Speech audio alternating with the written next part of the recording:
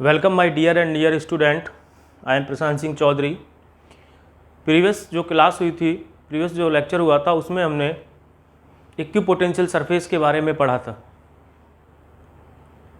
और ये देखा था कि जो इक्विपोटेंशियल सरफेस होते हैं, समविभव पृष्ठ होते हैं, वो एक्चुअली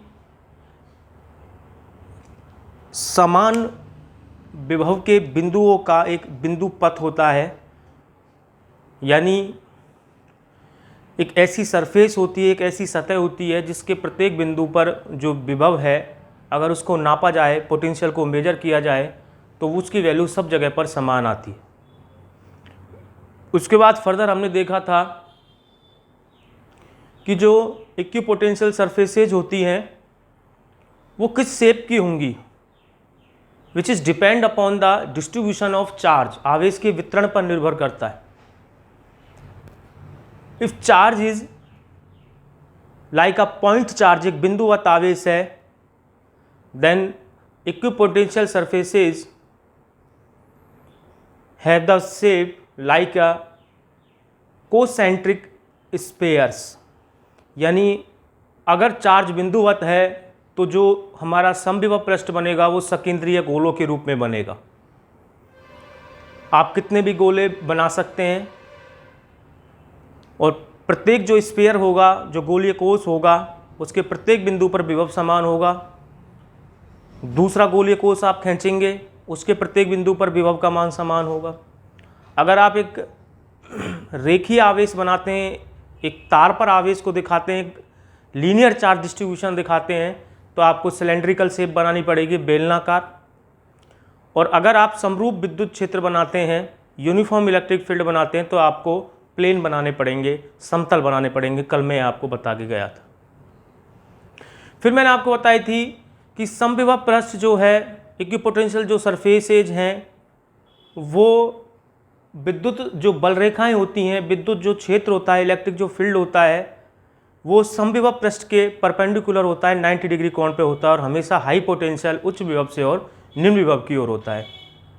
यानी विद्युत क्षेत्र के जैसे ऐसे विद्युत क्षेत्र जा रहा है तो इसके अनुदिश अनुदिश जैसे जैसे जैसे आप जाते चले जाएंगे, विभव की जो वैल्यू है वो कम होती हुई चली जाएगी। तो हमेशा उच्च विभव से निम्न विभव की ओर ये जाती हैं। अच्छा, फिर हमने देखा था और हमने इसको प्रूफ भी किया था। हमने दो कंपोनेंट लिए थे, ई साइन थीटा और ई कॉस थीटा, और ये कहा था कि ई कॉस थीटा चार्ज जो है वो रेस्ट पोजीशन में इस वजह से जीरो होगा, ई जीरो हो नहीं सकता इसलिए, और क्यों भी जीरो नहीं हो सकता। हमने फोर्स निकाला था F equal to Q E cos theta, आपको याद आ रहा होगा। तो क्यू जीरो नहीं हो सकता, ई जीरो नहीं हो सकता, तो हमने कॉस थीटा को जीरो लिखा था, देन कहा था कि थीटा 90 डिग्री होगा। अच्छा, अब इसी में हम अगली इसकी प्रॉपर्टी बनाते हैं इक्विपोटेंशियल सरफेसेज की।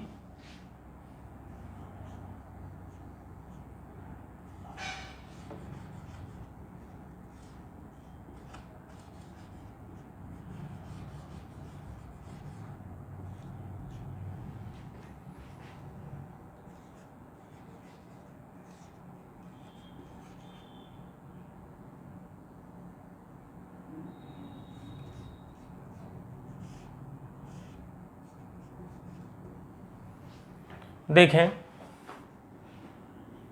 नेक्स्ट प्रॉपर्टी,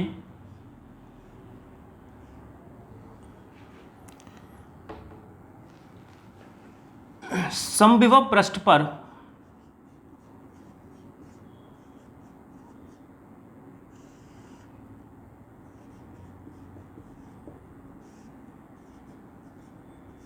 आवेश को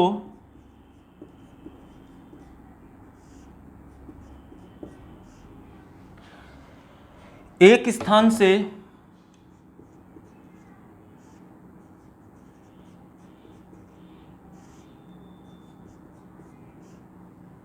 दूसरे स्थान तक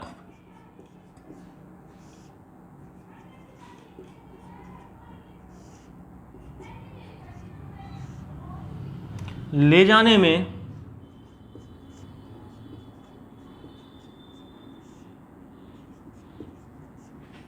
किया गया कार्य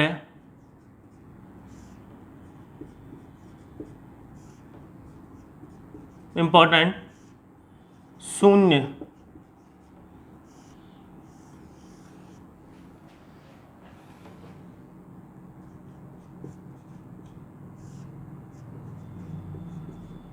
होता है। देखें समझे, मान लीजिए ये हमारा एक इक्विपोटेंशियल सरफेस है,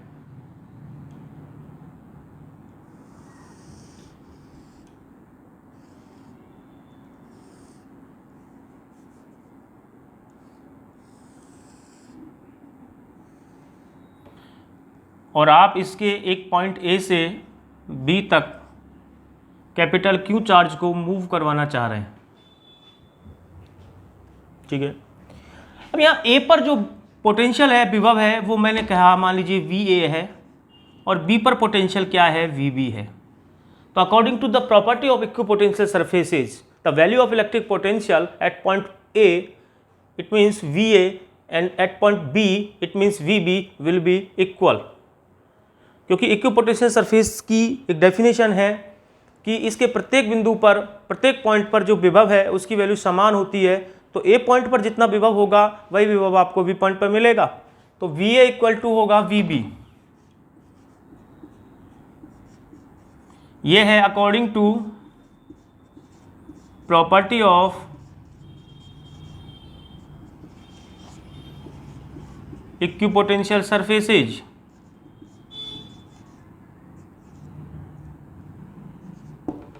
ठीक, वी नो, हमें ये मालूम है कि जो पोटेंशियल की वैल्यू होती है या पोटेंशियल डिफरेंस की जो वैल्यू होती है वो, उसका फॉर्मूला होता है W अपॉन में Q।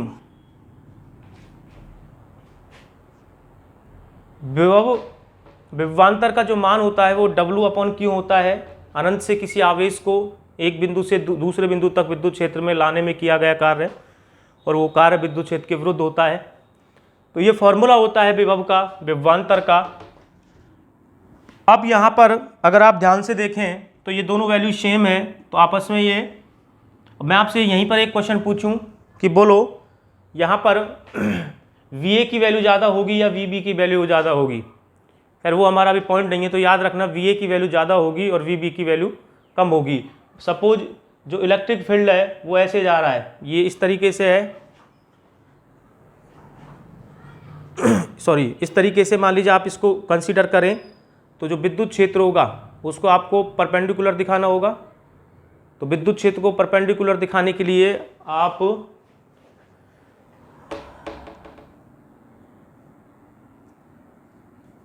मैं बी पॉइंट को यहाँ बना देता हूँ, ये आपका ए पॉइंट हो गया और ये आपका बी पॉइंट हो गया। यहाँ पोटेंशियल है वी बी, अब आपको अच्छे से समझ में आएगा। ऐसे क्यों पोटेंशियल सरफेसेज है, तो 90 डिग्री पर इलेक्ट्रिक फील्ड इस तरीके से होगा। देखिए जरा 90 डिग्री का कोण मिला, यहाँ पर ए पॉइंट है और यहाँ पे बी पॉइंट है।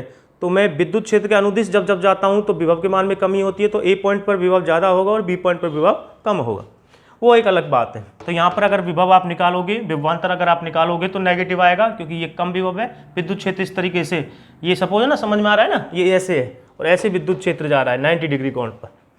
तो ये दोनों जो वैल्यू है वो सेम है, तो ये वैल्यू 0 आई, W अपॉन क्यू। तो यहाँ से W की वैल्यू कितनी आ गई, 0। तो आप चार्ज को जब एक स्थान से दूसरे स्थान तक ले जाते हो तो इक्विपोटेंशियल सरफेसेज में कोई कार्य नहीं होता है, किसी तरीके का कोई कार्य नहीं होता है। कार्य का मान कितना आता है, 0 आता है। नेक्स्ट प्रॉपर्टी देखें, एक चालक सतह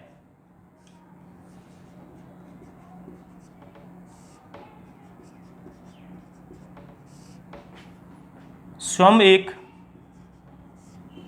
समविभव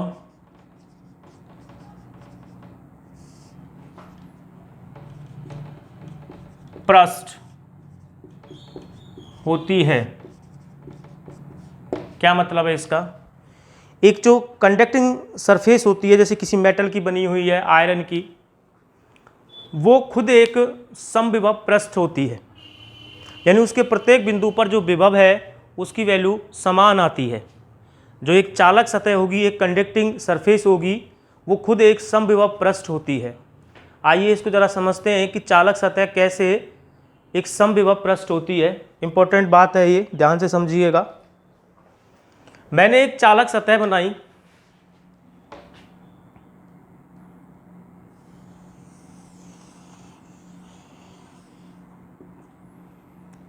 चार्ज हमेशा चालक सतह की सरफेस पर बिखरा रहता है। चालक सतह के अंदर विद्युत क्षेत्र की तीव्रता, इलेक्ट्रिक फील्ड इंटेंसिटी 0 होती है। सब पुरानी बातें हैं। और याद रखना हमेशा जो नुकीले हिस्से होते हैं, बाद में मैं इसको आपको समझाऊंगा, प्रूफ भी करूंगा, जो नुकीले हिस्से होते हैं चालक के, वहाँ पर आवेश का वितरण ज़्यादा होता है। किसके सापेक्ष? जो फ्लैट सरफेस जो होती हैं उनके बजाय। यहाँ देखें आवेश जो बटा हुआ है वो दूर दूर है, लेकिन यहाँ पर जो आवेश है वो अगर आप ध्यान से देखें तो वो ज़्यादा, उसका वितरण मैंने दिखाया, चार्ज डिस्ट्रीब्यूशन ज़्यादा होती है नुकीली सतह ऊपर। बैठा दिमाग में? जो नुकीली सरफेसेज होती हैं, जो नुकीली सतह होती है उन पर, चालक जो सतह होती है उन पर आवेश का वितरण ज़्यादा होता है। चालक सतह को लेकर के एक अलग से आपका टॉपिक है या नहीं, लेकिन मैं पढ़ाता हूँ, क्योंकि कंडक्टिंग सरफेसेज की बहुत सारी प्रॉपर्टी होती है। इनके अंदर विद्युत क्षेत्र 0 होता है। इलेक्ट्रिक फील्ड जो लाइंस होती हैं, विद्युत जो बल रेखाएँ होती हैं, वो चालक सतह के अंदर प्रवेश नहीं करती हैं। ये सब पुरानी बातें एक्चुअली पिछले चैप्टरों की मैं बता रहा हूँ, जो मैं ये मान के चल रहा हूँ कि आप पढ़ चुके हैं। तो चालक सतह के अंदर विद्युत क्षेत्र प्रवेश नहीं करता है। आकाश में लाइटिंग होती है, बिजली कड़कती है, तो अगर आपके सर के ऊपर कोई भी एक लोहे की चद्दर है, तो बिजली अगर गिरती भी है तो वो आपकी उस लोहे की चद्दर की सतह तक आएगी, फैल जाएगी सतह पर, लेकिन उसको पार करके और अंदर प्रवेश नहीं करती। इसलिए जो बड़ी बड़ी बिल्डिंग्स होती है वहाँ पर एक लोहे का, किसी चालक का एक स्टैंड ऊपर एक एंटीना टाइप लगा देते हैं, ताकि अगर बिजली वगैरह गिरे तो उस नुकीली सतह के सारे वो चली जाए, मकान को किसी तरीके की कोई क्षतिग्रस्त, मकान को हानि कोई ना पहुँचे। ठीक है ना? तो ये सब पुरानी बातें हैं। आगे देखें आप।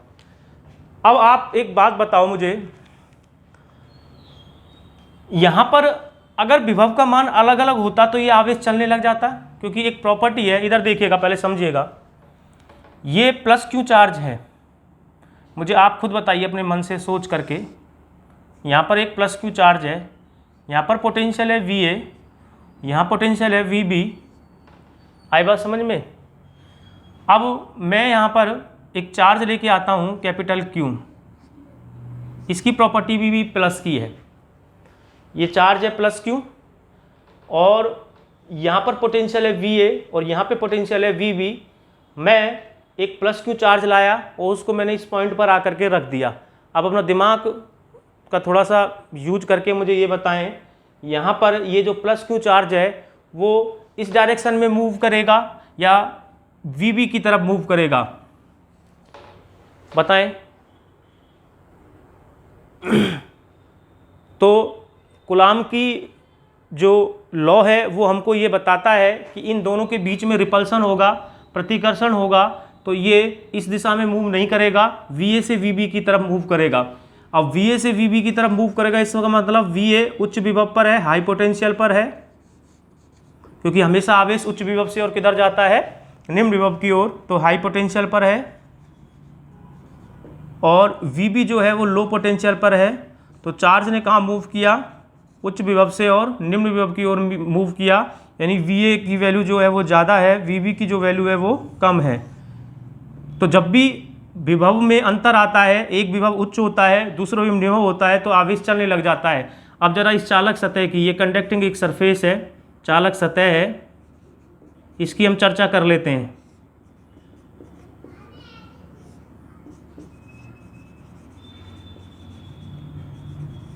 ये एक कंडक्टिंग सरफेस है, तो इसकी हम चर्चा करते हैं। इस चालक सतह पर चार्ज जो है वो चलने का काम नहीं कर रहा है, एक जगह रुका हुआ है, स्थिर चार्ज है, स्थिर वैद्युत की हम पढ़ रहे हैं। तो चार्ज अगर रुका हुआ है, चार्ज चलने का काम नहीं कर रहा, इसका मतलब कहीं भी उच्च विभव नहीं है, कहीं भी निम्न विभव नहीं है, सब जगह जो विभव की वैल्यू है वो समान है। अगर इस चालक सतह के किसी एक बिंदु पर उच्च विभव होता और दूसरे बिंदु पर निम्न विभव होता, तो ये आवेश क्या यहाँ रुक जाता? नहीं सर, ये आवेश फिर चलने का काम करता। लेकिन हम क्या देख रहे हैं कि यहाँ पर जो चार्ज है, जो आवेश है, वो स्थिर आवेश है। हम स्थिर वैद्युत की पढ़ रहे हैं, स्थिर आवेश को पढ़ रहे हैं, मूव नहीं कर रहा है, एक जगह पर रुका हुआ है। तो इसका मतलब ये जो चालक सतह है उसके प्रत्येक बिंदु पर विभव का मान समान है। अगर विभव का मान अलग अलग होता कहीं पर उच्च होता, कहीं पर निम्न होता, विभव के मान में कोई डिफरेंस होता, कोई अंतर होता, तो ये आवेश जो है वो एक स्थान से दूसरे स्थान तक क्या करने लग जाता, मूव करने लग जाता। लेकिन आवेश मूव नहीं करता है, तो एक तरीके का ये प्रूफ समझ लें आप कि आवेश जो है, चार्ज जो है वो सॉरी ये पृष्ठ जो है वो एक समविभव पृष्ठ है, जिसके प्रत्येक पॉइंट पर विभव का मान क्या है, समान है। एक और प्रॉपर्टी है, वो प्रॉपर्टी सेम ऐसे ही प्रॉपर्टी है जैसी आपने इलेक्ट्रिक फील्ड लाइंस की पढ़ी थी, विद्युत बल रेखाओं की। तो विद्युत बल रेखाओं के केस में हमने पढ़ा था कि दो विद्युत बल रेखाएं कभी भी एक दूसरे को क्रॉस नहीं करती हैं, कट नहीं करती है, इंटरसेक्ट नहीं करती है, एक दूसरे को काटती नहीं है। सेम यही प्रॉपर्टी है, मैं लिख नहीं रहा हूं, मैं बोल रहा हूं, आप लिख लेंगे कि दो समविभव पृष्ठ कभी भी एक दूसरे को काटते नहीं है।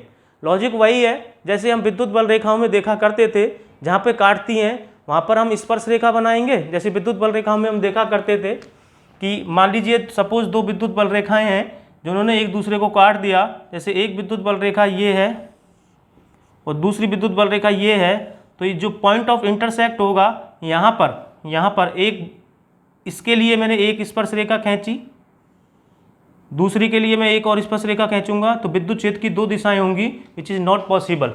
ऐसे ही समविभव पृष्ठ भी एक दूसरे को काटते नहीं हैं, कभी भी क्रॉस नहीं करते, इंटरसेक्ट नहीं करते हैं। ये समविभव के बारे में, समविभव पृष्ठ के बारे में कुछ बेसिक जानकारियाँ थी जो मैंने आपको बताई हैं। अब हम आज का एक नया टॉपिक लेने वाले हैं, वो सुनिएगा।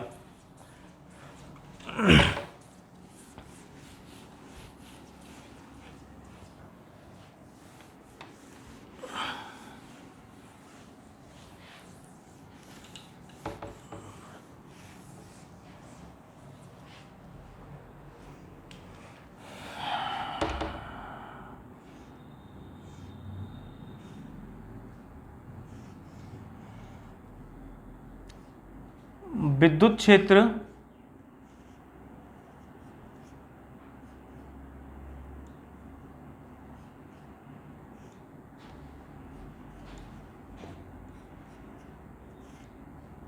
की तीव्रता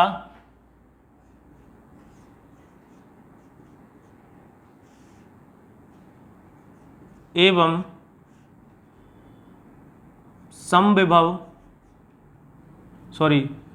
विभव, विद्युत विभव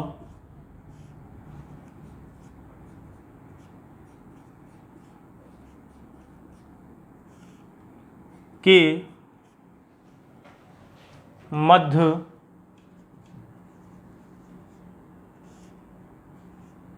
संबंध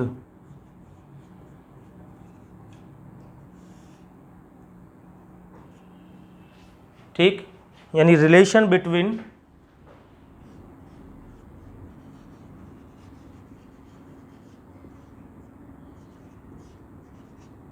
इंटेंसिटी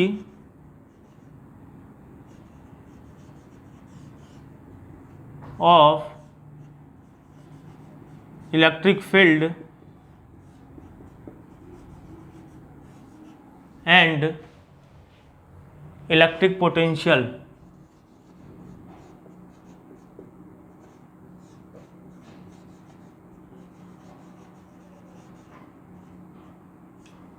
ठीक, relation between intensity of electric field and electric potential. इस टॉपिक को पढ़ाने से पहले मैं दो तीन बातें आपको समझाना चाहूँगा जो आप ध्यान रखेंगे। पहली बात, ये टॉपिक हल्का सा, थोड़ा सा कॉम्प्लिकेटेड है।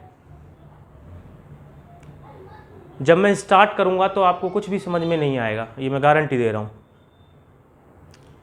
जब तक वीडियो का एंड नहीं होगा, अंत नहीं होगा, तब तक आप इसको बारीकी से बस सुनते जाएंगे, सुनते जाएंगे, सुनते जाएंगे, सुनते जाएंगे। जब मैं लास्ट में कह दूंगा कि हाँ अब आपको समझ में आने लगा होगा, तो आपको पूरी कहानी ऊपर वाली, नीचे वाली सब कुछ समझ में आ जाएगी।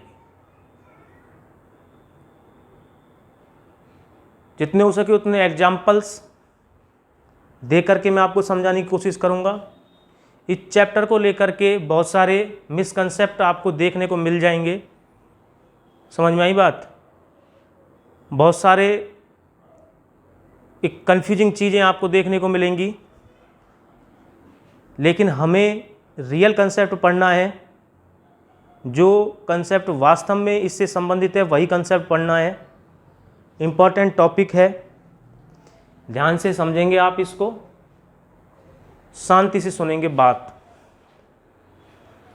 इस टॉपिक को मैं 2 पार्ट में डिवाइड कर रहा हूँ। विद्युत क्षेत्र आप जानते हैं, या विद्युत क्षेत्र की तीव्रता आप जानते हैं, 2 तरीके का पॉसिबल है। ये यूनिफॉर्म हो सकता है, यूनिफॉर्म से मेरा मतलब एक समान विद्युत क्षेत्र हो सकता है, और असमरूप विद्युत क्षेत्र हो सकता है, नॉन यूनिफॉर्म हो सकता है। एक समान विद्युत क्षेत्र से मतलब क्या होता है? एक समान विद्युत क्षेत्र से मेरा मतलब है जिसकी वैल्यू स्थिति के सापेक्ष, जिसका मान स्थिति के सापेक्ष सब जगह एक जैसा हो, उस विद्युत क्षेत्र को हम एक समान विद्युत क्षेत्र कहते हैं, जिसका मान कहीं भी ना चेंज करे। मैं ये संबंध 2 तरीके के विद्युत क्षेत्रों के लिए उत्पन्न करूंगा। मैं 12th क्लास से बात ही नहीं कर रहा हूं, आगे भी आप जब जाओगे कहीं भी इस टॉपिक को लेकर के या किसी भी टॉपिक को लेकर के आपको प्रॉब्लम फेस नहीं करना पड़ेगी।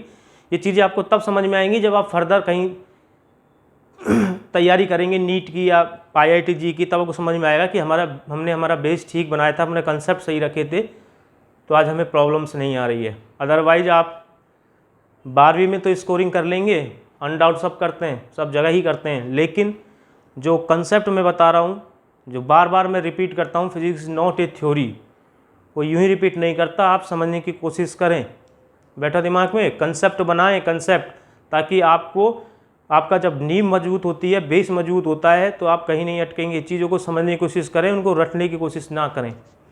तो मेरी बात सुने आप, मैं 2 तरीके से इसको बांट रहा हूँ। एक बेटा समरूप विद्युत क्षेत्र यूनिफॉर्म के लिए, और फिर हम पढ़ेंगे असमरूप के लिए। तो पहले मैं पढ़ रहा हूँ समरूप विद्युत क्षेत्र के लिए। Number first,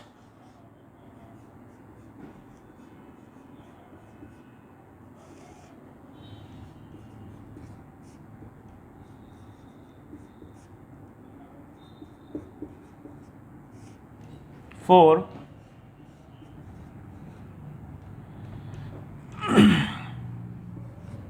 uniform electric field. ठीक है, अब क्या है इसको समझने की कोशिश करिएगा। देखिए, ये हमारा एक समरूप विद्युत क्षेत्र है। दिखाने का तरीका स्ट्रेट लाइन दिखाते हैं, उनकी डिस्टेंस बिल्कुल बराबर रखी जाती है।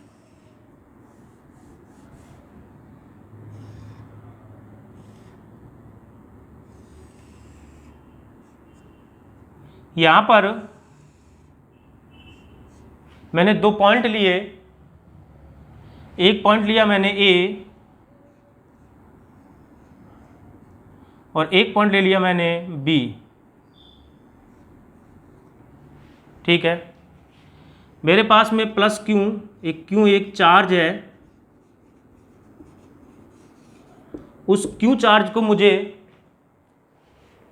A से B तक पहुंचाना है।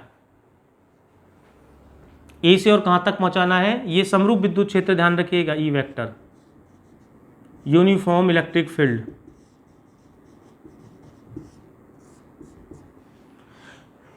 इस Q चार्ज को मुझे A से और B तक पहुंचाना है,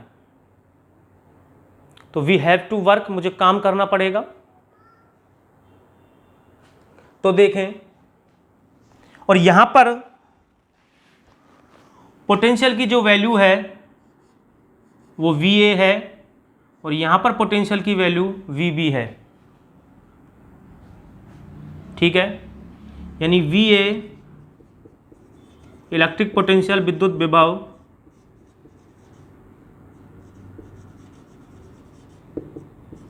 eight point A, and VB electric potential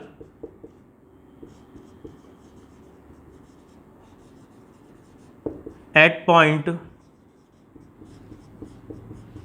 B। ठीक, तो मुझे A से और कहाँ पे पहुँचाना है? B पे पहुँचाना है। ठीक, तो हमें काम करना पड़ेगा, वर्क करना पड़ेगा। तो विद्युत क्षेत्र या विद्युत बल द्वारा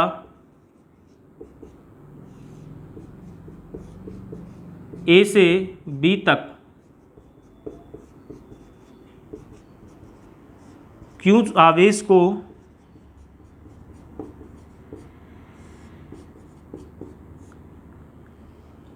ले जाने में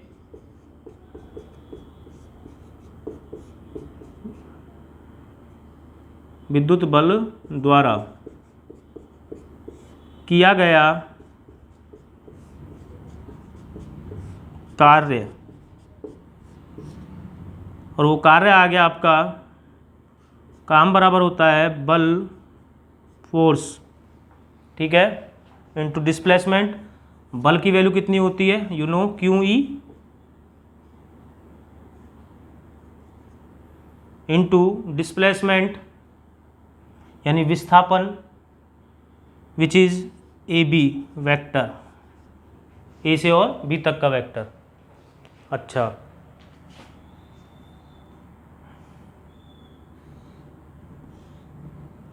लेकिन अगर विद्युत बल के विरुद्ध काम करना पड़े तो, एवं विद्युत बल या विद्युत क्षेत्र की बात है, विरुद्ध कार्य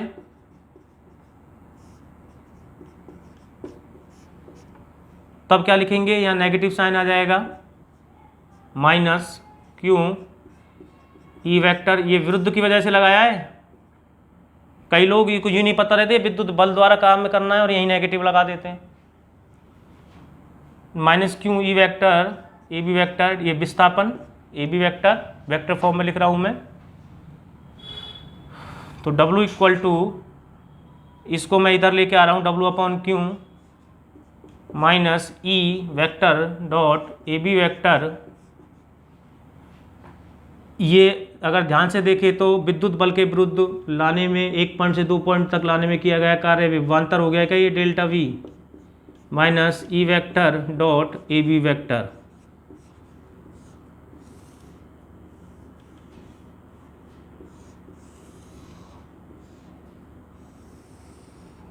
ठीक, इस ए बी वेक्टर का मतलब समझना, ये बहुत इंपॉर्टेंट बात है, ठीक है। ए बी वेक्टर का मीनिंग क्या है? ए बी वेक्टर होता है, आपको मान लीजिए चार्ज को ए से बी तक लाना है, आप ले गए चार्ज को, ठीक। अब यहां से और यहां तक की डिस्टेंस होती है 9। इस ए बी वेक्टर का मतलब है यहां से एक परपेंडिकुलर ड्रॉन करें, और ये जो सेपरेशन होगा, ये सेपरेशन, इसको कहते हैं ए बी वेक्टर, जिसको मैं डी आर वेक्टर से शो कर रहा हूं। यानी यहां पर ए बी वेक्टर का मतलब क्या है, ये डी आर वेक्टर।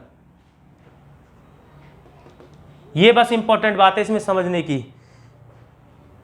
ये कोई एक ए पॉइंट है और वहां पर कोई बी पॉइंट है, तो आप या इसको इससे मिलाएंगे, उसके बाद में एक परपेंडिकुलर ड्रॉ करेंगे, और परपेंडिकुलर ड्रॉ करने के बाद में ये जो सेपरेशन आएगा दोनों के बीच का, ये होता है ए बी वेक्टर या डी आर वेक्टर। बैठा दिमाग में कुछ, ये डी आर वेक्टर, ये इसमें बहुत इंपॉर्टेंट बात है। इसको कहते हैं इफेक्टिव सेपरेशन, प्रभावी, दोनों के बीच में प्रभावी जो अंतर है, डिफरेंस कितना है, ये है डी आर वेक्टर। कई लोगों को तो यही नहीं पता रहता कि ये डी आर वेक्टर है क्या चीज, समझ में आई बात। वो इसी को डिस्टेंस, इसी को समझ बैठते हैं बस। नो, इंपॉर्टेंट बात है। मैंने पहले कहा था इस टॉपिक में बहुत सारी आपकी जंग छूटेंगी, गलत कंसेप्ट बना के बैठे रहते हैं, बट दिमाग में यही नहीं पता ये डी आर वेक्टर क्या है। ये है डी आर वेक्टर, दोनों के बीच में सेपरेशन, या इसको इसे 20 तक मिलाया, यहाँ से परपेंडिकुलर ड्रॉ करने के बाद में जो ये सेपरेशन आएगा वो डी आर वेक्टर है। इंपॉर्टेंट बात है ये। कुछ बैठ रहा है कि दिमाग में, यूनिफॉर्म इलेक्ट्रिक फील्ड था ये, तब बात की है हमने। ये समझना बड़ा इंपॉर्टेंट है आपको, और इसको आप चाहे डेल लिख दें चाहे डी लिख दें, एक ही बात है, उससे फर्क नहीं पड़ता, ठीक है, तो dv बराबर minus E vector dot D R vector. अब समझ में आया, ये इफेक्टिव सेपरेशन होता है डी आर वेक्टर। ए को बी से मिलाओ, उसके बाद आपको लंब डालना पड़ेगा, फिर दोनों के बीच में जो अंतर आ रहा है वो डी आर वेक्टर है। कई लोगों को तो ये डी आर वेक्टर के बारे में नहीं पता रहता कि ये डी आर वेक्टर क्या है। समझ में बैठा? इससे रिलेटेड बहुत सारे एग्जाम्पल करेंगे अपन, क्योंकि इसको समझने के लिए एग्जाम्पल करना बहुत ज़रूरी है, वरना ही समझ में नहीं आएगा। अभी कुछ नहीं पढ़ाया मैंने। और यहाँ से अगर आपको v की वैल्यू निकालनी हो कभी, सॉरी e की वैल्यू निकालनी हो तो बहुत आसान है। E vector equal to minus D V upon में डी आर निकाल दें आप, कर सकते हैं ना। ये बैठा दिमाग में कुछ या नहीं बैठा? यहाँ से आप ई की वैल्यू भी निकाल सकते हो। इसका अगर आपको मैग्नीट्यूड लेना है तो माइनस को हटा दो, केवल परिमाण लेना है तो माइनस नहीं आएगा। बैठा दिमाग में? अभी ये टॉपिक पूरा नहीं हुआ है, यहाँ तक बनाए रखिएगा। ओके, बाकी अभी एक कल पूरा होगा। Thank you.